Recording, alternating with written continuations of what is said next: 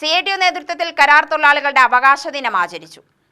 Walayar പ്രീകോട്ട് C unit company ഗേറ്റിന് മുന്നിൽ നടന്ന പരിപാടി CPIM പുതുശ്ശേരി ഏരിയ കമ്മിറ്റി അംഗം VC ഉദയകുമാർ ഉദ്ഘാടനം നിർവഹിച്ചു.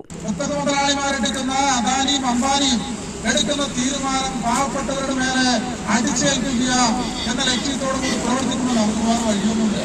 പിന്നെ നമുക്ക് പോകേണ്ടത് എവിടെയാണ്? നമ്മുടെ തൊഴിൽ സംരക്ഷിക്കണം, നമ്മുടെ എല്ലാ കാര്യങ്ങളും സംരക്ഷിക്കണമെങ്കിൽ നമുക്ക് തൊഴിലുണ്ടാവണം. ആ തൊഴിലുണ്ടാവണമെങ്കിൽ നമുക്ക് എന്ത് വേണം? ജോലി ഉണ്ടാവും. ഈ കമ്പനി നിലനിൽക്കണം എന്നുള്ളതാണ് ആഗ്രഹം.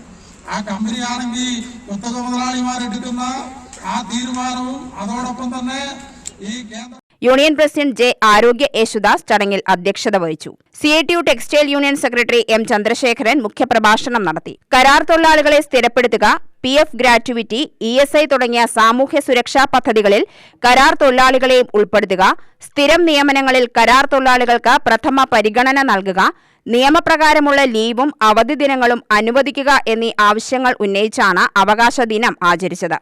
യൂണിയൻ സെക്രട്ടറി വിൽസൺ, രാജേന്ദ്രൻ, അമൃതകുമാരി, സുജ, ബിന്ദു എന്നിവർ പങ്കെടുത്ത് സംസാരിച്ചു.